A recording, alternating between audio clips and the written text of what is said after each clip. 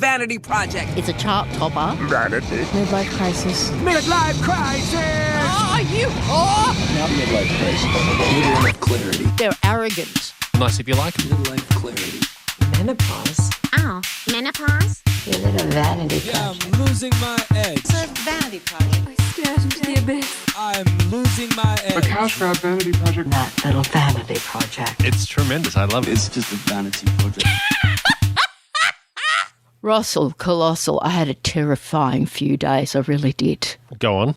No Wi-Fi for 2 entire days. Oh, how did that go? It did not go well at all.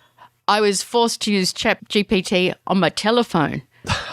Oh. That's how bad it Okay. was. No, it was just completely fine. And so my network name, I had to change my network name. You know, people don't like your Wi-Fi name. Yeah, my Wi-Fi network name. Yep. I used to let Bitsy name it because he was quite good with Bitsy von Muffling. Hello, Bitsy. Yes. Hello, yes. He really made it into high art. We were ASIO surveillance fan number 2. In fact, I think he could do a sideline in naming. I just went with Helstra. Because Okay. in an apartment building, I thought going with something long and complex like I can hear you fucking might not be well. So I stayed at a friend's house who knows exactly who they are, and their Wi-Fi network was Yo, I heard you like anal.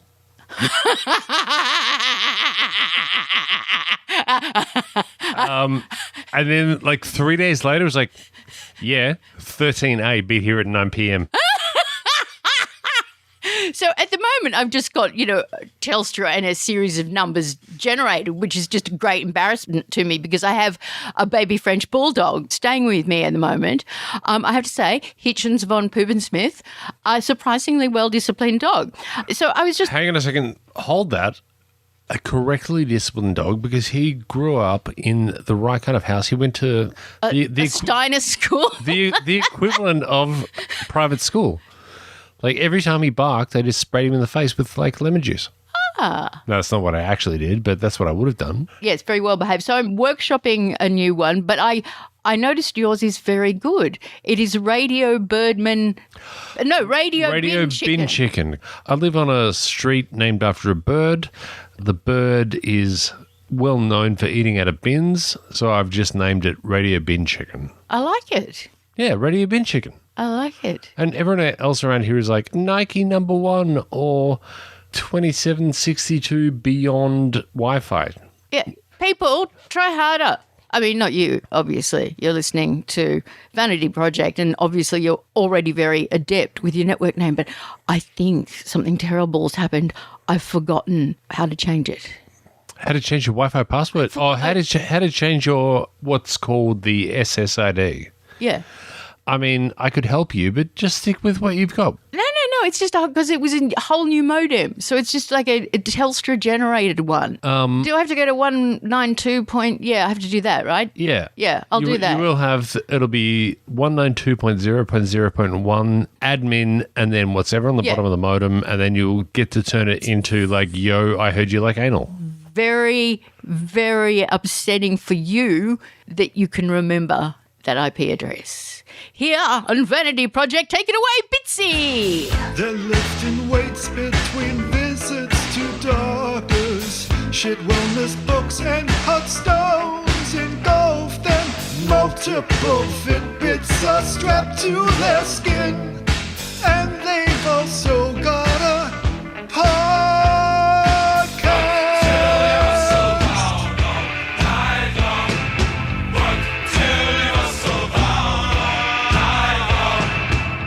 So, Ross, I have cancer. Oh my God, you're so lucky. I know. I get to go on a journey. What I'm most excited about for you is for you to be a survivor. Yeah, a cancer survivor. Uh-huh. It's going to be so good. With a third fucking nostril. Maybe 6 episodes ago, we were talking about baby cancer, and Yeah, it won't kill me. It'll just eat my nose. But it's kind of. the good part of your nose or the bad part of your nose, like the tip. Could you do Oh, no, I Could can you say could you please do a word picture of my nose? All right, so Helen looks currently like maybe a Viking lady. She has a very straight nose, but at the end of it, it just kind of ski jumps up, but it doesn't go high. It does a 15-degree little pop, and it's quite nice. Some of that's the cancer, though. Yeah, well, you got to take the good with the bad. I got cancer. I got toddler cancer. That's what I got. You got the toddler cancer. So what are you going to do about it?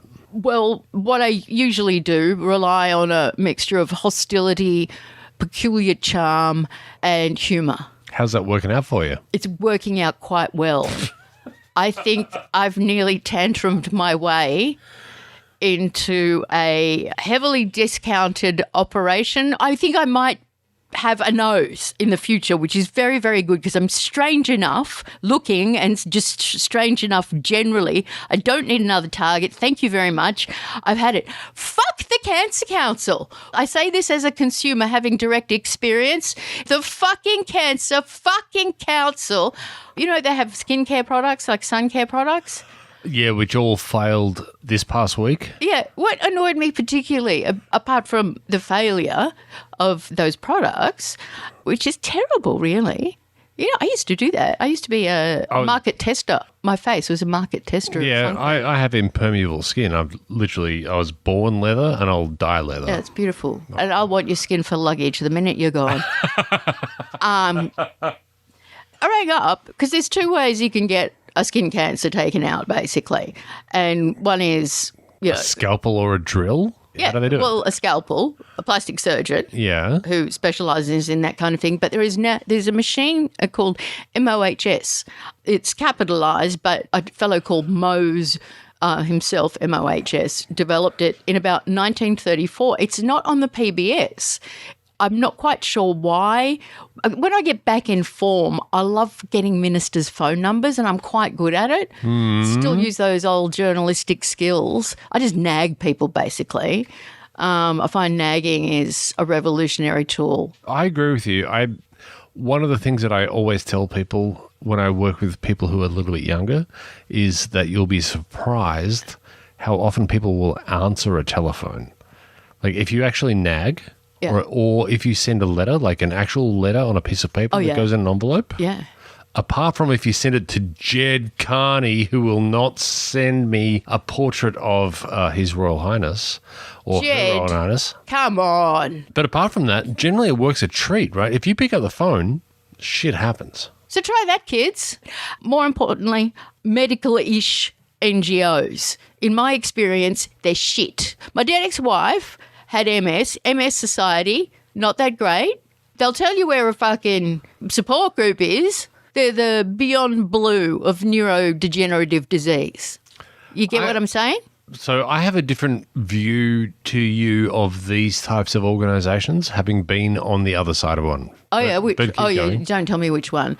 A great one is Victoria's Fight Parkinson's. They are fan-effing-tastic. They actually give you the medical information. It was really like pulling teeth to get the information about whether or not Mohs, which is the thing that you want if you've got a skin cancer, because it thin slices, but not like Malcolm Gladwell. No, it's actually of use. Yeah, so like the machine that does the skin grafts. It's like a deli slicer? Yeah, it's like a deli slicer, but instant biopsy. Yeah. And there's two good things about that. There's, less guesswork, more bodily preservation, and you get the cancer out. But I find that when I have called these organisations for myself or on behalf of somebody else, she actually gave me bad information about where Mohs was available, right? And this is like a legit question about what's the best way to get my whole cancer out so my nose doesn't drop off. I mean, I think it's something to worry about, isn't it? I talked to you about this week, which is that I think that in this country we have a pretty good system. You and I have had... I'm getting in side door, totally side door. Or you and I have had very different experiences. I have been I set myself on fire. Oh, yeah, I think if you get set on fire, we're very good with the burns. We're exceptional with the burns. But the way that our system works is that we largely rely on communities of volunteers to worry about the things that you're currently looking at. the Well, you know how much information one needs to wade through at our age. so You what- know this too, don't you? So- You who are listening to Vanity Project. There is a great info dump. Yeah, so somebody comes around and says, "Oh my God, you've got a whole bunch of rust. That your chances of dying are X." Yeah. Right? So that happens, and then you are left with a couple of DL pamphlets. The A4s turned into 3, and that's it. Whereas what you actually need is a doula. You need somebody who's going to actually walk you through this entire process, who says, all right, they just said that to you, but here is this program that you can apply for. Yeah. Or here is this other thing that you currently qualify for, Yeah. which in our system, I think is, it's one of the problems. You don't get them automatically.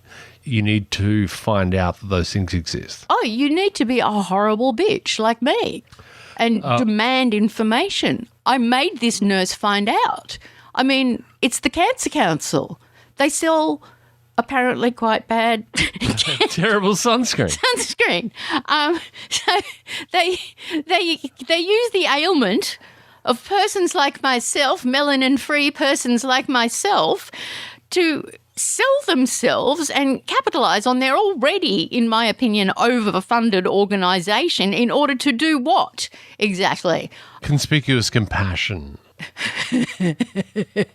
We're still fit and trim. I'm so sorry because I was off the Wi-Fi and it's knocked me right off. We have enjoined you on previous episodes of this marvellous podcast to tell us about your midlife ailments. I know that there's a few sitting there in the old inbox, as it were, that I have not yet addressed. But that email again, I will get to them. I will get to them as a matter of priority when I've dealt with my toddler cancer, of course. And that is Beautiful Fairy Princess at vanityproject.skin. Please, and by all means, have a whine about whatever. It can be stage 4 pancreatic, or it can just be a little bit of tiny paresthesia on the back of your calf. You just got a little itch. It's the whole purpose of this whole podcast, basically. So at the moment, one of my biggest issues is obviously... I was going to ask. Well, this house has stairs. My right knee, when I walk upstairs, takes me a good 4 stairs before I can actually get stable. My right knee, cactus. And I reckon... That's no, you shouldn't laugh. Well, It's not funny. so I start at the bottom of the You're stairs. very long shit too, aren't you? Oh, yeah, I am a streak of pelican piss. So I take the first 2 stairs and then try and lift up on that, and then it just goes to pot. It's terrible. Yeah. My friend Carleen got a new one. A new knee. So I want a new knee, and I hear they're very expensive. I hear they work. Yeah, she still plays cricket. Well, I've never played cricket, so can I play cricket after I get the knee? Oh, I think it comes with it, yeah. Yeah, get some cricket. So that's what I'm hoping for. Apart from that, Helen, I have been doing nothing exercise-wise since I came back from my last business trip. You know how I do business. I've done nothing. Yeah. I've done nothing. I received a couple of text messages from my personal trainer who's like, "Are you still alive?" And I decided to not reply to those. But I'm feeling like maybe next week. You know what the strange thing is? You and I have both visibly lost chunks of fat. Oh, yeah, I'm down to, don't make it weird, but when we started doing this podcast, I was 108 kegs. And I'm a big boy. You are. I'm a tall boy. I'm a tall You're boy. a big boy. I'm a tall boy, so I'm 196 centimetres, so that's not terrible. I'm down to 93. Wow. Yeah. Look, I know. I'm more like, I think I'm like, But you're wearing camouflage. yeah. I know, I but couldn't look, tell shit. But you can see. Oh, no, I can tell. Yeah. No, I'm back to a size 8. So I've got a wardrobe back. There we go. So the answer is, kids, don't exercise. That's right. Don't exercise. Be reckless with your nutrition and hardly ever eat. Yeah, so I've been eating a lot of meat. A lot of meat? Like a lot of meat, not a lot of vegetables. So I think that I'll probably die now, according to my projections. I'll die at like 82. That's but that's okay. So one of the things that I always think about when they say you've just lost 3 years of your life, they don't take it off your 30s or 40s or 50s. They just take it off the end of your 70s or 80s. It's no big deal. Like, oh my God. It's not like you go from 25 to 30. Yeah, yeah. You go from 80 to 83 and then you die. You get all those good reckless years where you can finally afford good drugs. Exactly. Yeah. What about your mental health? Mental health, doing okay. I think I said to you before, I've been fortunate enough for a lot of other people to tell me about their mental health problems recently. Oh, yeah. We've spoken about this. Perhaps this happened to you before. I mean, not that this program would in any way appeal to the mental health psychographic. But once you've been out, or you're just obvious like me and you're just a fuck up, people will come and ask you, hey, I'm ideating. What about that? Yeah, so I can only speak for myself. But as a person who has been considered to be respectable but has also been to the brain spa, people will just let you know, oh, my God, I'm doing really badly. I want to tell you about this thing. I'm like, Yeah. Okay, like I know exactly what you should do. Here is the phone number. You should call this phone number. Yeah. But that's not what they do. What they do is they keep texting you about their issues, which is fine. And it's our shared responsibility to help. But I've just had a lot of that in the past few weeks. I've had like 4 of them, and I would like to have fewer of them. Yeah. You know who you are. No one listens. No one listens to this podcast. Least of all Ross. He never listens. I do. He never listens. I do. I could be vocally cloning him saying all of the worst things in the world. He wouldn't know. But you do bring up an interesting point.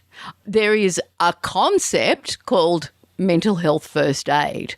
Yeah. But unfortunately, it's only been developed by the Swedes, who are, as you know, white supremacist lunatics who never get anything right. They're very beautiful, though. They are fucking hot. I don't think they let ugly people in. But it is a concept.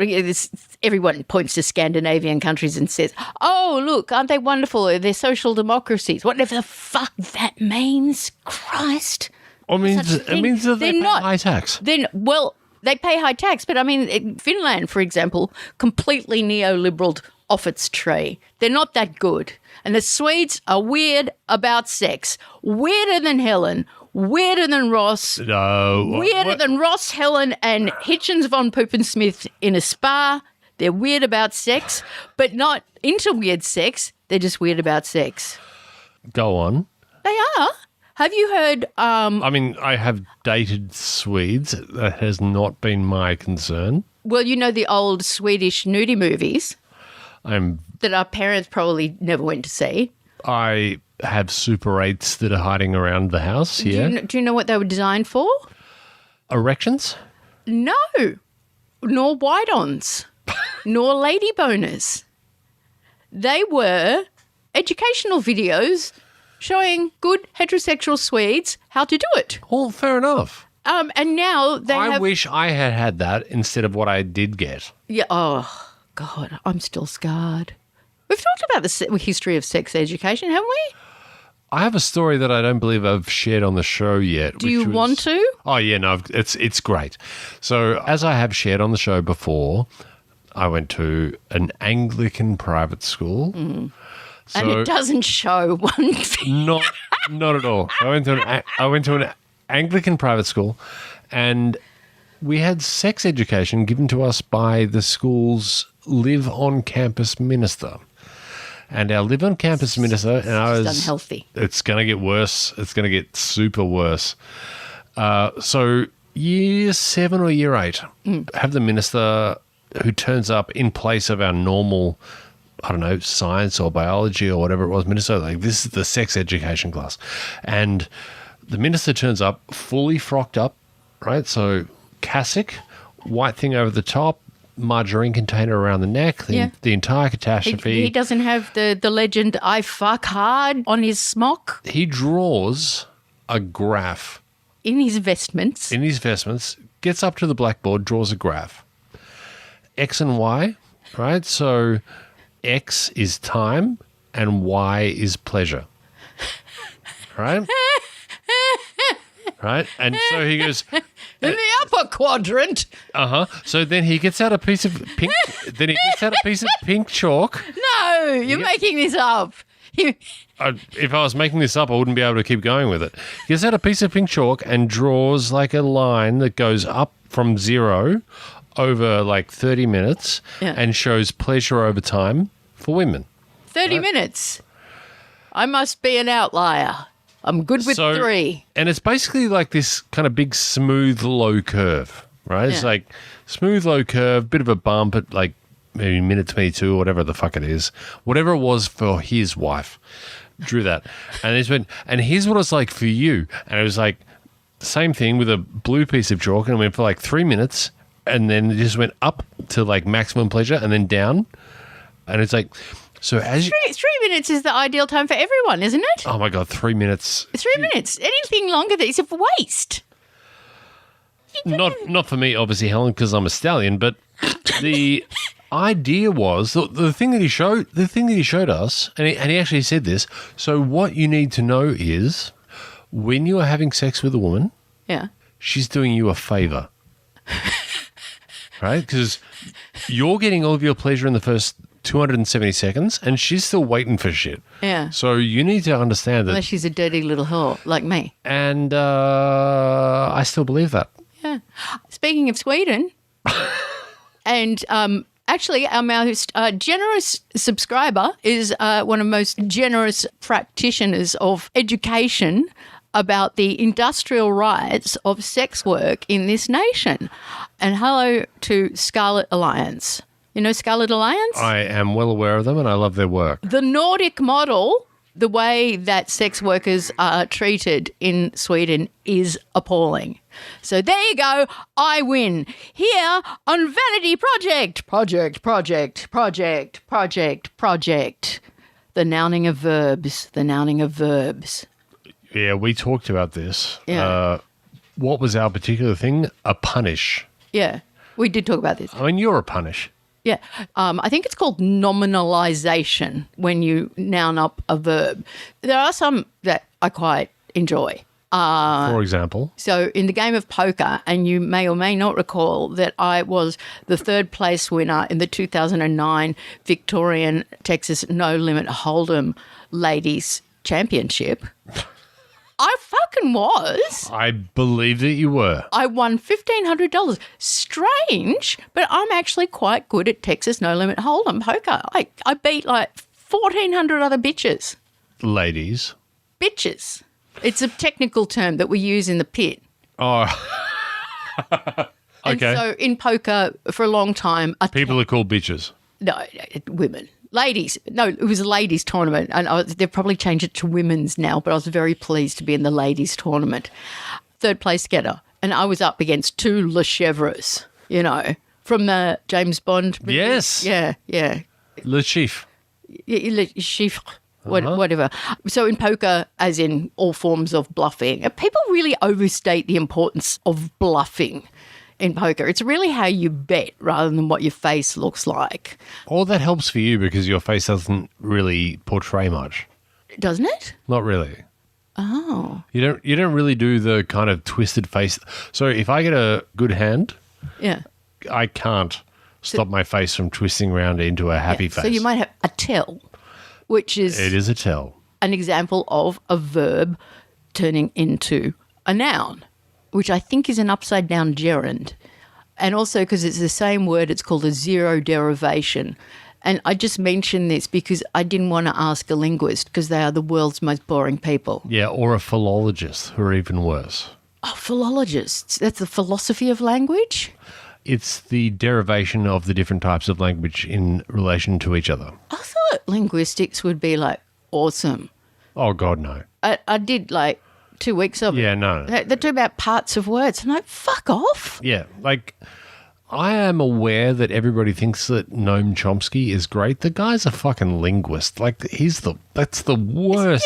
Oh, no. He's a linguist. That's the worst area of study in the entire I'll tell you, Chomsky's good on retaining history about international relations. That's his strength. Yes, He's a fucking but liberal. his area of study Yeah. is linguistics. He came up with the concept of recursion, which is, That's great. That was 40 years ago. yeah, or more. Uh-huh. But he's a linguist. You're listening to Vanity Project. The first time I heard one I really hated was a fail.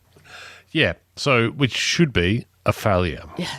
Why can't you say failure? So that started, I believe, from a thing really early on the internet, which was some kind of website or some kind of YouTube channel, which is called Fail Bros. So when people were trying to do things like jump a motorbike over a bus and didn't do it, and then the superimposition would be fail. Yeah. And so that would be a fail. Which did actually pre-exist in the terms of classroom marking, for example, pass-fail. Yeah. As much as I hated it, because it was the language adopted by a briefly dominant group on the internet when I was extremely online called the mommy bloggers. Oh, okay. Yeah. You're involved with the mommy blogger thing. Well, I was involved with shitting them because they very quickly took to doing posts around a free product that they got. Oh, and yeah. I wrote to them individually and said that I know that the law in Australia, the media law doesn't cover this, but you're doing a bad thing. this is fucked up. You cannot let a product intrude into a story. But, they tried to get into all the hip language, so they started saying epic fail and also hells yeah and Yeah. adorbs. I said, ugh. Yeah, so we talked about a couple of things like this today. What were the other words that we had? Okay, so there was fail, and there's the more traditional one, an ask. Oh, that's an ask. Yeah, so that is a thing that comes up a lot in business talk, which is like, what's the ask? Which we're Not like the Australian way. Oh, it's a bit of an ask, mate. the actual question is, what do you want? Yeah. What's the ask? They're not. What do you want? They're not requesting a quote or anything like that. It's what do you want? Yeah. And I think that Money. I want money. Of course. But the diminution of language. Oh, we've got there, have we? Back in my day. No, but the diminution of language harms us all. The only way that we interact with each I other. love you. You old fella. The only way that we interact with each other is language. When we diminish it, we harm the way that we interact with each other.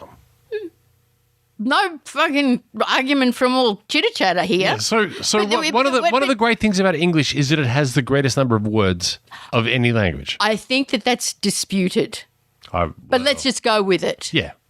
I think that that's disputed. We don't have 57 words for snow, but No.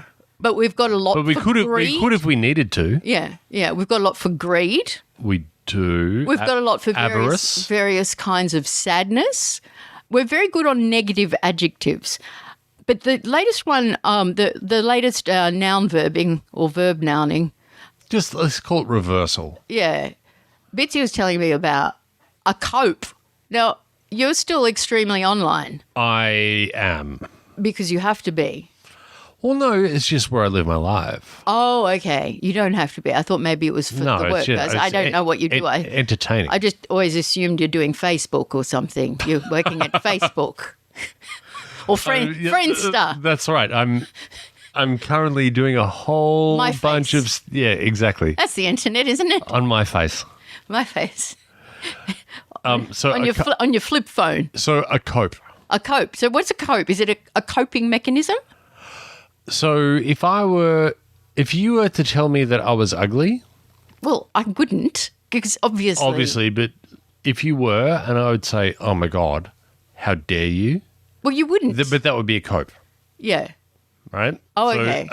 A cope is But I mean, that's a very bad example because everybody knows that you're exceedingly handsome, Yeah, so that's- and nobody more than yourself. I am so beautiful. You are a gorgeous man. Yep. You are a gorgeous man. A better example would be to say that, for example, Saabs are terrible cars. And I might say, well, your car is just shit. Yeah. And you go, well, it's quite a cope, mate. Okay, so it refers specifically to a riposte to an insult. A responsive coping mechanism. Right. Okay, so it's usually a riposte. Yes. Usually. Okay, well, good. We've got that worked out, as we have everything worked out here every week or almost every week. Depends, what kind of mood I'm in. Yeah, I've got problems. Here on Vanity Project, I think it's time for some talk about culture. Take it away, Bitsy. Shit. All of these new things are shit. Shit show and Egypt know it. Their taste's impeccable. Always believe them. Ross, Raise. you're awaiting, is it 28 years later? This is your big event that you're planning for? Yes. Oh, well, for OPSEC reasons, I can't say where I live, but I live very close to Northland Shopping Centre, which has Yeah, had... you've basically given away your electorate, your street name. It's all out there. Yeah, mate. the type of car I drive. You're so socially hackable. The nearest cinema to me is Northland, which I'm going to on Monday night to see 28 years later, Yeah, which I'm looking forward to like you would not believe. yeah. Over the course of COVID, I decided to become a scholar of the zombie genre. Going back to Romero? Oh, yeah, of course. Yeah. Absolutely. Which, I respect, but I don't consider that to be the progenitor of the modern genre. I think the progenitor of the modern genre is 28 Days Later, and the new film is coming out, or it came out last night, so I'm seeing it on Monday night. Yeah. Zombies are fascinating. They're a great deal more fascinating than vampires. Oh, vampires are fucking shit. Fucking who cares? Vampires. Oh, they're sexy. No, they're not. Oh, Yeah. True Blood. Did you see True Blood? No. I did not see a second of True Blood. I mean, I would, The only vampire movie I will sit through is the Shadows one by, What We Do in the Shadows. yeah, that one. And what, that's fucking hilarious. what about the one that had who's my albino girlfriend who looks like a boy? We prefer people living with oculocutaneous albinism. But you know who I'm talking about. No, I don't. Bitsy, just find it out for us. Thanks, Pissy. Ross is presumably referring to Kiefer Sutherland from The Lost Boys, although he could also be talking about Christy Swanson from Buffy the Vampire Slayer, which more importantly features glorious horse lady Hilary Swank. So I'm going to see that on Monday, which Yeah. I'm looking forward to. In the interim, I've seen Sinners. Yeah, you've been back into Sinners. I noticed. I've seen it thrice. I noticed that it's lying down at no cost on the floor of the internet, as I sometimes find movies. So I could watch it at home, but I think your strong advice would be to see it at the cinema. Is it a good movie?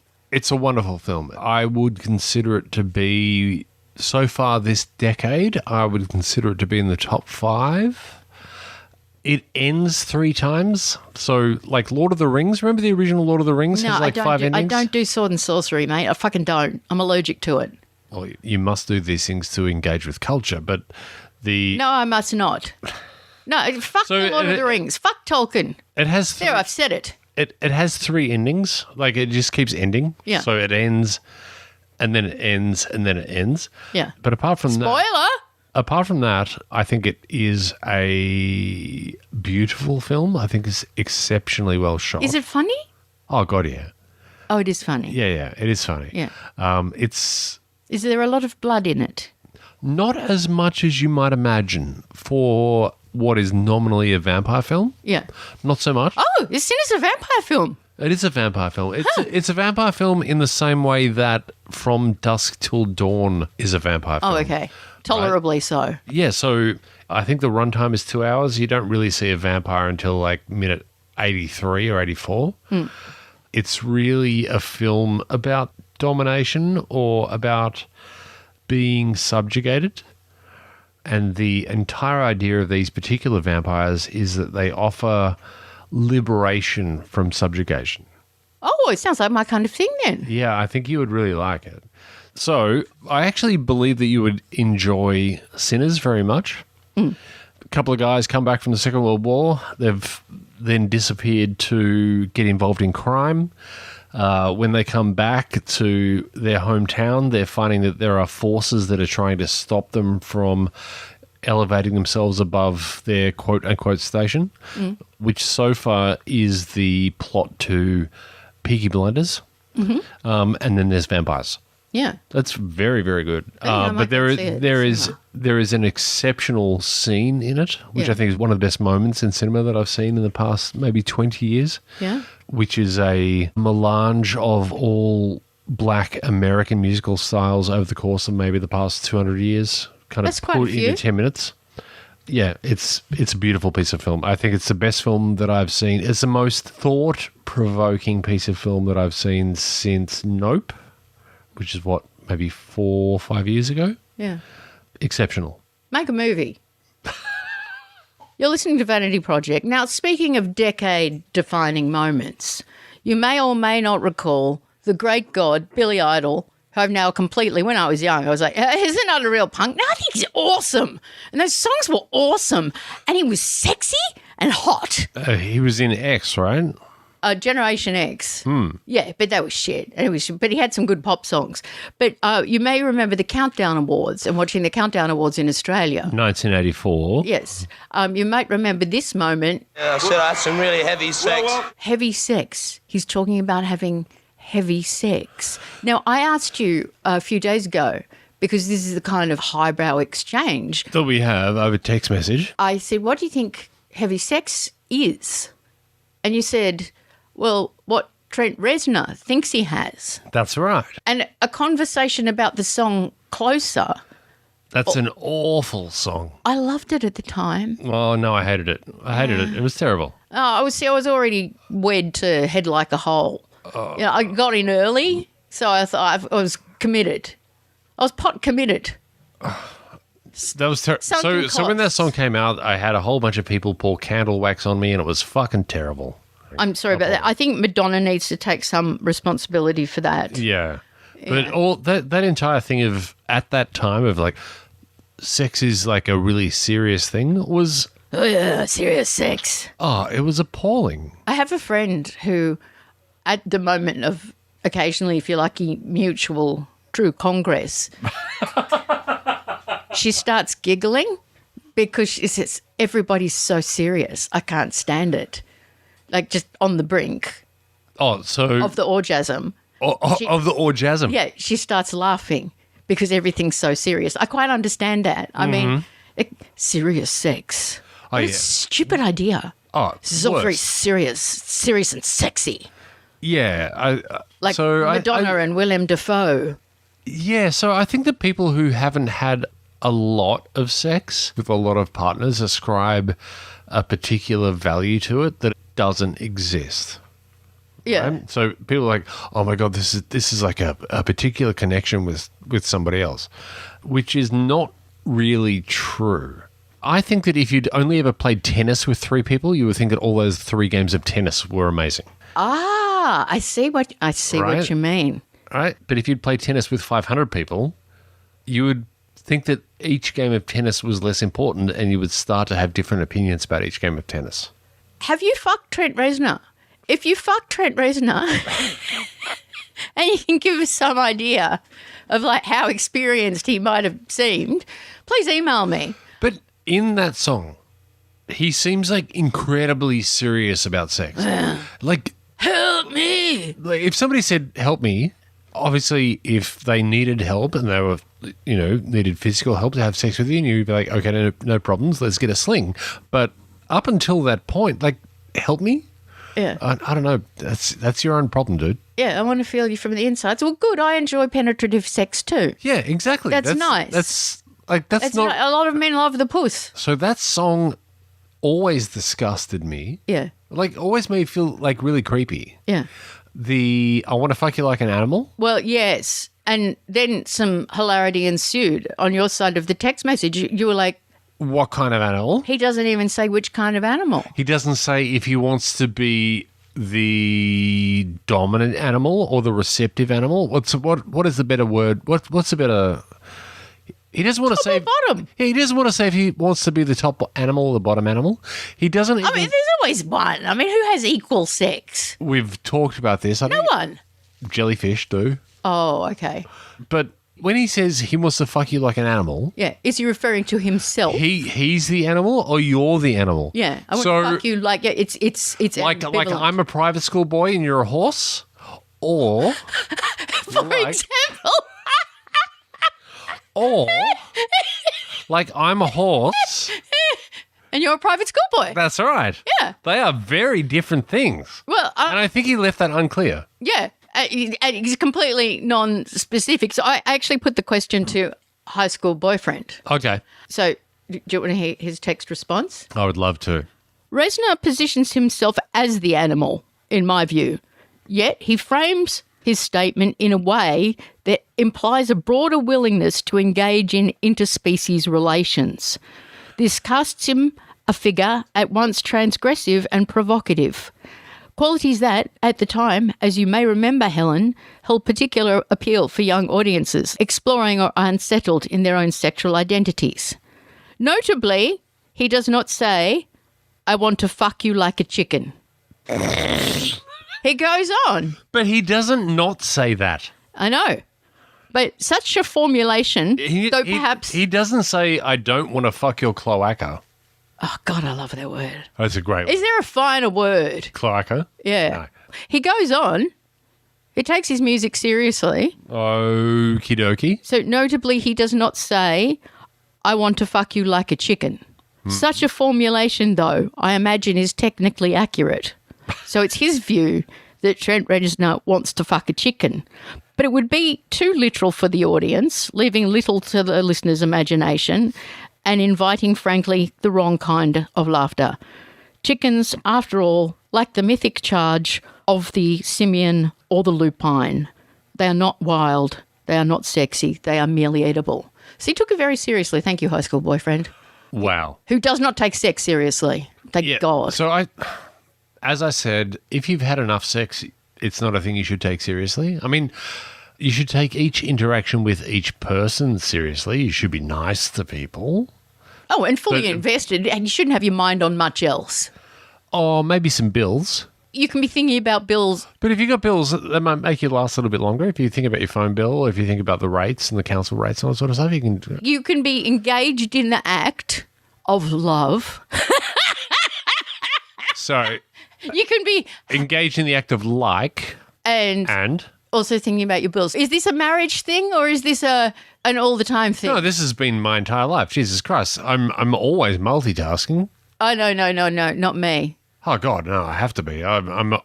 When I was 16, I was thinking about how to program the video recorder to catch up with the young ones that night. Oh, yeah. I love the young ones. That was a good Right? show.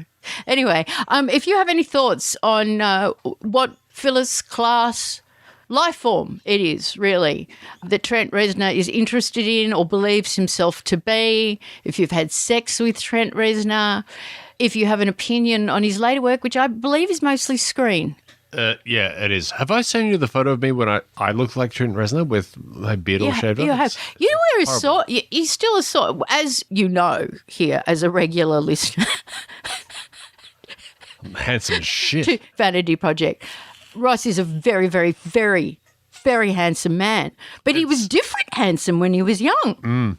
You were fucking. Oh, I would have gone stupid. Why do you think that I grew this preposterous beard? I just got really sick of being handsome. That's not a joke. I just got sick of it. Yeah, look, I think we'll leave it there. You've been. You're too much. I'm the correct amount. This is Vanity Project.